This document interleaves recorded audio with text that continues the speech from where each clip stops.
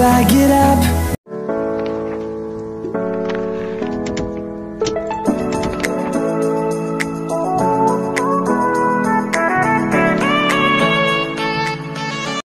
Welcome back again to my YouTube channel. So for today's video, gagawin natin ay aesthetic makeup look. Usong-uso yan talaga ngayon, yung mga aesthetic makeup look na yan. Yung may mga red, orange, ganun-ganun na style. As in, tas ang ganda-ganda. Kaya nga nasa pangalan pa lang ang aesthetic makeup look. Kasi parang unique yung ganung look na ginagawa nila. Tapos, uso to, parang nakikita ko sa mga makeup sa mga Americans, ganyan. And nakakaganda nga talaga siya kasi parang super girly, parang fairy, parang Diyosa, ganun yung style ng aesthetic makeup look. So, yun yung gagawin natin ngayon. Guys, bago tayo mag-makeup, mag-skincare muna tayo kasi napaka-importante ng skincare para hindi tayo mag-breakout kapag nag-makeup tayo. Kasi guys, ako talaga nag-breakout ako. Ayun yung mga scars na yan. Actually, hindi naman dahil yan sa makeup, guys. Meron lang ako tinry na product, which is napanood ko sa YouTube. At ang daming nag-rave doon, yung Jeju Eyes. Yun yung nakapag-trigger ng tigyawat ko. At nung nag-research nga ako, guys, marami din pala talagang nagkatigyawat kasi nakikita ko sa review ng product na yun, tapos yung mga comment. Ang dami pala talaga nagkatigyawat dun sa Jeju Eyes na yun. Dati, wala akong tigyawat. Clear skin ako dati. Ewan ko, alam niyo yun, sising-sisi ako na binili ko yun. Kasi, syempre, hindi porket na yung product na yun effective siya sa kanila, sa'yo din effective siya. Kapag nahanap nyo na yung hiyang nyo, wag nyo nang pakawalan. Mahirap maghanap ng, yung hahanap ka ng iba, yung pala, hindi pala siya para sa'yo. Ganun, guys. So, gagamitin ko ay Lux Organics na, ayan, 98% aloe vera, calming toner, tones, cleanses, and moisturize. Tapos, guys, 'di ba? Ayan, nagkatigyawat, nagka-breakout. Ang dami, as in, ayan, ang dami. Sobrang laki. Kapag ako pa naman nagkakatigyawat ako, malalaki. And then, nung hindi pa ako nagkakatigyawat talaga, isa-isa lang talaga yung mga tigyawat ko. Pag lang, seasonal lang, halimbawa, pag meron ako, doon ako nagkakatigyawat, tas isa lang, tas malaki. Tapos, nung nagkatigyawat ako, ginamit ko yung Jeju Eyes nga. Nung, mga 1 week ko na siyang ginagamit, kala ko, purging. Yung purging, guys, yung para nag-a-adjust yung skin mo sa product na yun kasi may mga active ingredients siya. Yung mga active ingredient kagaya ng vitamin C, AHA, BHA, yung mga active ingredient na maganda pa sa skin mo. So, ayun, kala ko nag-breakout lang ako. Tapos, kala ko nag-breakout ako. Ano daw? Kala ko nag-purging lang ako. Pero napansin ko, hindi na, iba na yung nag-research ako, yung purging daw, nagkakatigyawat ka sa part na nagkakatigyawat talaga. Halimbawa, nagkakatigyawat talaga ako dito, tsaka dito sa nose, yun lang. Pero nung ginamit ko yung Jeju Eyes, guys, nagkatigyawat ako dito, ayan, sa face. Yun yung kinakatakot ko kapag nagkatigyawat ako kasi sabi nila, kapag nagkatigyawat ka daw sa face, hindi natitigil. Which is totoo nga. Grabe tong video to, parang hindi na siya naging makeup tutorial. Parang yung journey ng pagkakaroon ko ng tigyawat. Kasi guys, talagang, alam mo yung na-stress ako. Kasi, syempre, alam ng mga girls yan, o alam ng iba dyan, na kapag, hindi ka lang nagkakatigyawat talaga, pero bigla ka nagkatigyawat dahil sa isang product.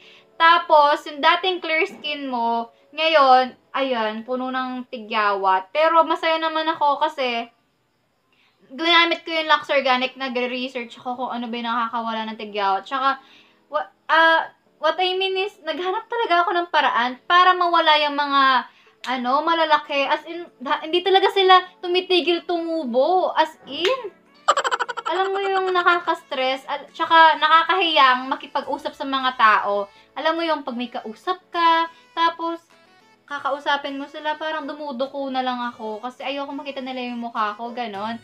Tsaka minsan pagpapasok ako ng school, hindi ko na maiwasan na hindi mag-makeup. Parang naging safe, sila yung naging sandalan ko, yung concealer tsaka foundation. Tayo, hindi naman natin maiwasan yun kapag maganda yung sinasabi ng isang beauty guru or ng isang nagre-review ng product. Parang hindi natin maiwasan bumili, 'di ba? So, binili ko yung Jeju Eyes nga na yun. Tapos ayun, talagang ang dami kong nasabi, no? Kasi yun talaga. Pero guys, yung nakapagligtas talaga sa akin, ayan, nawala na, nag-dry na sila. Nakapagligtas talaga sa akin yung ito, yung Lux Organics. Ito pa, itong soothing gel na to. Yan, ito.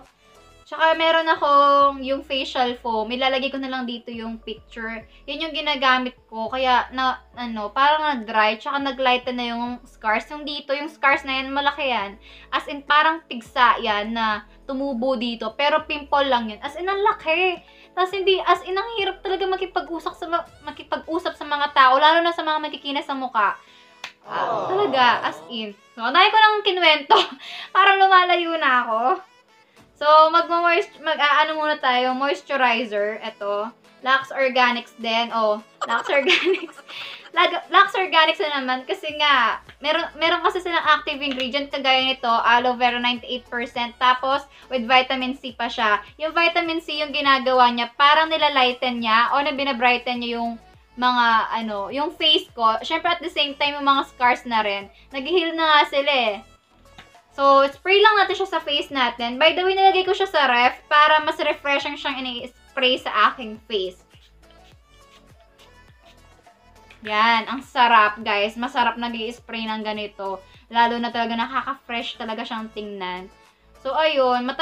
Siguro meron ng 1 month na ginagamit ko to. Kasi, yung mga Lux Organics na product dyan, sobrang thankful ko kasi nakita ko siya sa Watson. Papatuyin ko lang to guys. Ang daldal ko na. Ito naman yung gagamitin ko, Lux Organics, Soothing Gel, Aloe Vera, and Snail.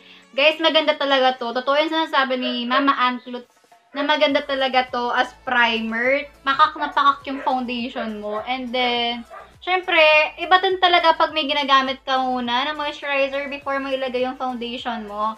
Nakaka-hydrate talaga siya ng skin. And, maganda kasi yung snail sa skin. Nasa level ako ngayon na nagdi-discover ako ng product.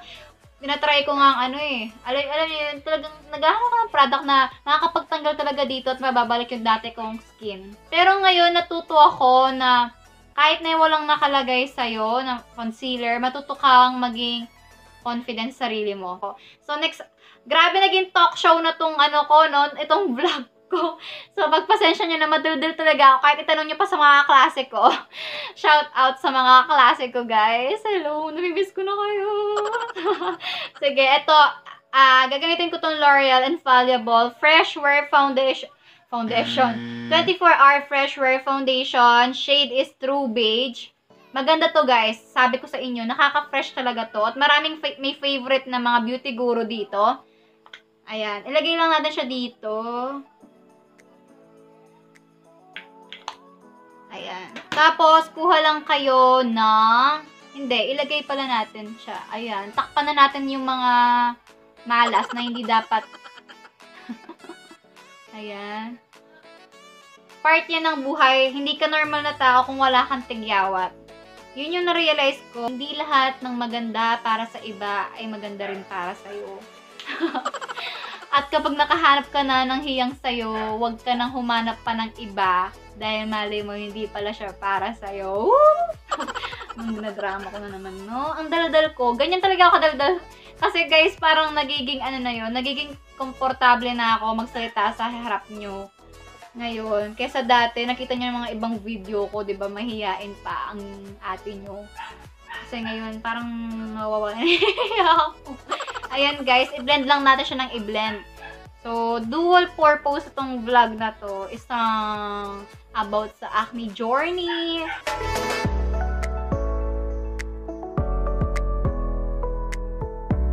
Guys, nag-enjoy na talaga akong mag-vlog ha. Lalo na walang ginagawa ngayon sa bahay, di ba? Habang ito na yung chance nyo para gawin yung mga hindi nyo nagagawa. Ganon. Sabi ko sa inyo, daldal ko eh. Concealer naman tayo. Gamit ko ay Maybelline. Ayan, Maybelline. So, i-highlight lang natin yung mga part na dapat i-highlight. Nilapit ko na pala yung camera, guys, para kita nyo talaga yung ginagawa ko.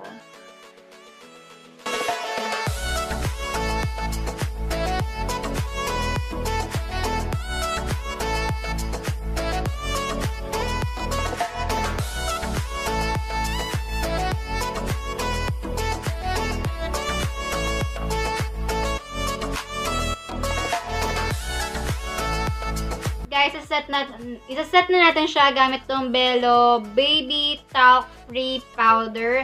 Itong powder na to guys, kasama lang siya nung Bello Tinted Sunscreen. Nung binili ko siya sa Watson, naka-box siya. Dalawa na sila. Kaya malaking tipid talaga. Tapos try ko siya ngayon. Kasi sayang naman at nandyan lang siya nakatambay sa ano ko.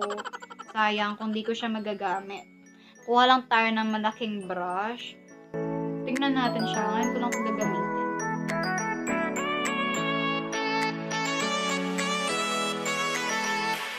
Guys, tayo ay magkikilay na, no? Gamit ko itong The Face Shop na pangkilay shade ay gray brown. Matagal ko na itong ginagamit, hindi pa rin nauubos. So, masaya naman ako at hindi pa siya nauubos para tipid tayo, guys.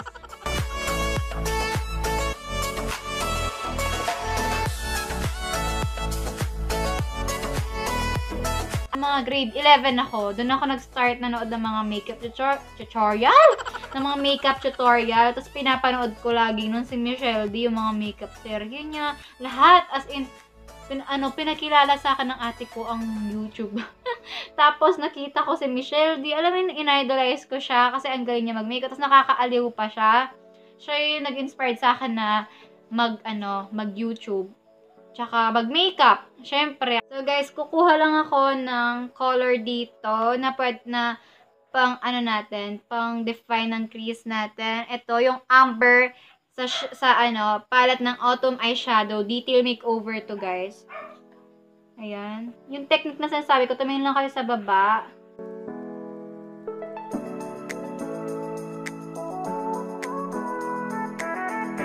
Guys, sundan nyo naman ang color ng Paisley. Ewan ko yun yung basa niyan. Basta yun, dito lang sa detail makeover yun guys ha. Kaya importante na light colors muna yung ilagay nyo bago kayo magpa-dark ng pa-dark. Kasi mas madaling i-eyeshadow. Parang yun na yung magiging guide nyo. Katulad nga ng sinabi ko dun sa ibang video ko. Yan, ilagay lang natin siya na medyo mas malalim, nang medyo mas mababa dun sa nilagay natin na una.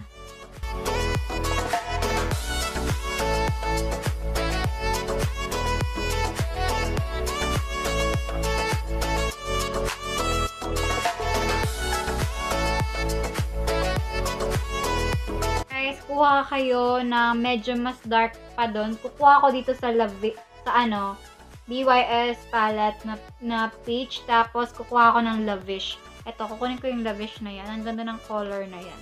Kuha kayo ng brush na mas maliit para mas detailed yung paglagay nyo ng color na to. At mas makita natin transition. Gamit ko ay EO5. Tapos nakalagay crease. Kaya alam natin na magtututok siya sa crease. Ganyan. Yung hukay, gaganyanin nyo. Kaya napaka-helpful talaga ng mga brushes ni Mama Antloods kasi may mga may nakalagay dito na specific area or specific na saan talaga to ginagamit. Ganon. Ang gulo ko na. Well guys, mas maganda siya talagang tingnan dito sa personal kaysa dyan sa kamerang yan.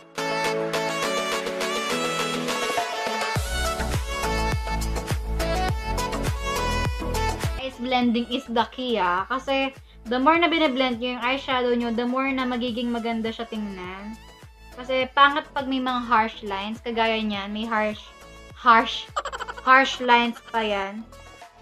I-blend lang natin siya ng i-blend.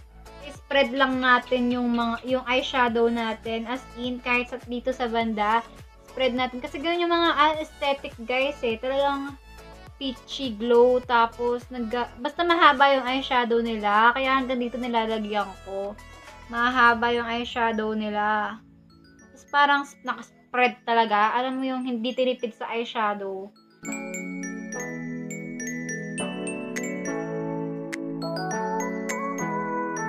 Kung may ganito kayo guys, kunin nyo naman yung EO4 Rounded Blender.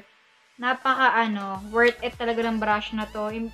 Alam mo yung nakukuha nyo talaga yung mga pigment. Tapos, may mga pangalan pa. Ayan. Lalagay lang natin siya dito banda. Parang gagawa tayo ng halo effect. Ganyan.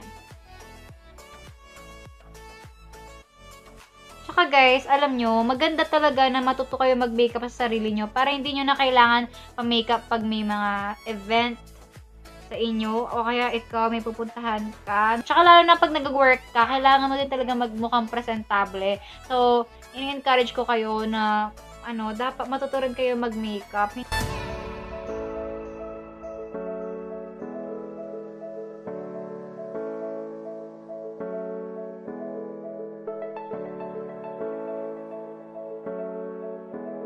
By the way, nakalimutan kong sabihin, naglagay lang ako ng dito sa outer corner ng Entising dito sa palette ng BYS. Guys, ilalagay ko lang tong red. Ayan, ganyan kasi mga aesthetic look talaga, no? Gagamit ko lang tong finger ko kasi yun yung pinaka the best way na ilagay yung mga metallic. Talagang iba kapag ganyan pinanglalagay mo na metallic na eyeshadow. Ayan, na diba?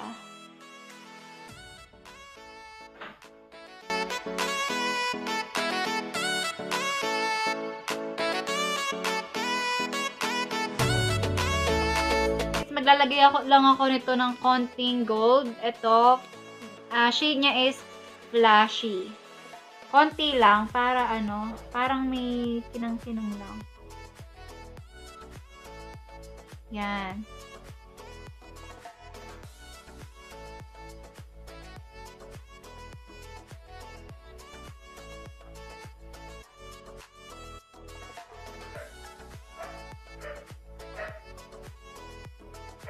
So, palaban talaga yung ating eyeliner for today, guys. Nag-false eyelashes muna ako at ako yung nagbabalik. Ang hirap kasi talaga maglagay ng false eyelash. Ang hirap kasi talaga maglagay ng false eyelashes kaya nga hindi ko na pinapakita eh. Kasi, grabe, ang hirap. Ayan. Pwede na ba yan? Pwede na yan. Sige. Mamaskara ko na lang siguro yung real lashes ko para sumama siya dun sa para hindi sila magkahiwalay. Mga nilagay natin kanina sa taas, yun din yung ilalagay natin dito sa baba. O itong Lavish, yun yung ilalagay natin. Tapos idugtong natin siya dito para mas maganda. Gamit ko ay EO10 Smudger para hindi siya masyadong kalat.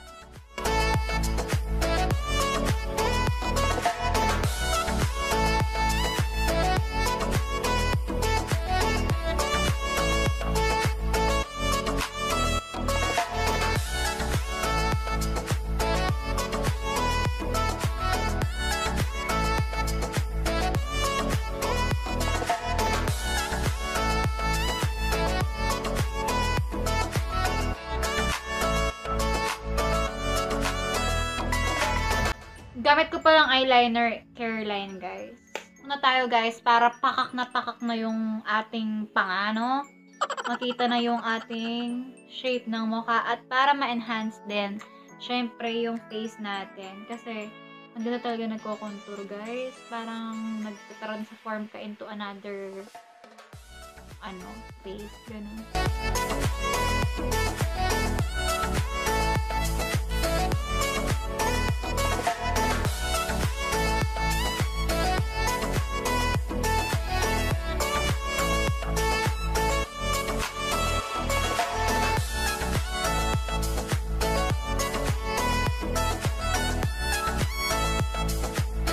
Nilalagyan ko din pala ng konting contour yung dito ko. Yan. Para lang mas ma-enhance pa yung dyan po. Yan. Para maggumanon. Ayan. Para lumalim. Tapos yan dito. Guys, patapos na tayo, no? Bago ko makalimutan, di ko pala nalagyan yung inner tear ducts ko. Lagyan ko siya.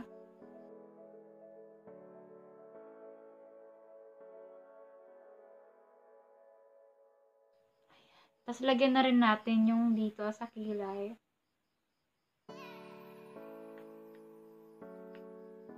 Lang tayo dito sa blush ng BYS kasi pigmented siya. Para kita nyo, ayan, isang ganyan ko lang nandyan na siya. Pero dagdagan pa natin. Tapos, ituglong natin siya banda dito sa may eyeshadow. Hindi nyo lang siya kita dyan, pero may eyeshadow ako dyan.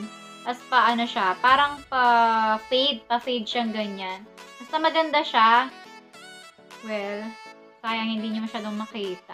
Next guys, lipstick na tayo. Gagamitin ko tong Shut Up and Kiss Me Moisturizing Lippies #Slay Happy ng Happy Skin. Ayan. Tingnan natin kung babagay ba dito sa aesthetic makeup look na to. Itong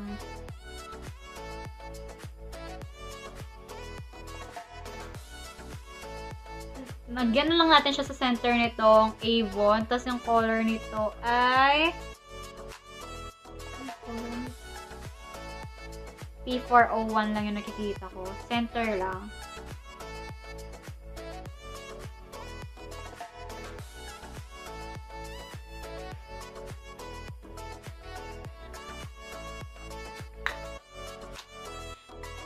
So guys, magbabalik ako para sa final look.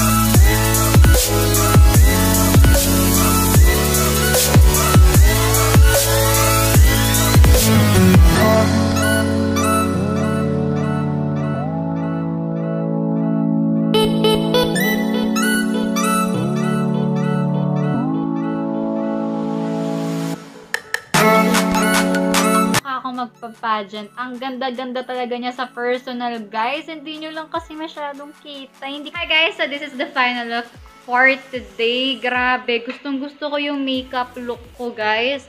Napakaganda. Hindi lang siya masyadong kita dyan sa camera, guys. Pero maganda talaga siya. Ay, nako, gagawin ko to pag meron po kaming event sa school. Pero parang malabo yun kasi syempre meron pa pong naghahanas dyan na COVID-19 no. So, thank you for watching this video, guys. So, please, kung nag-enjoy kayo, please subscribe, share, and like this video. Bye-bye!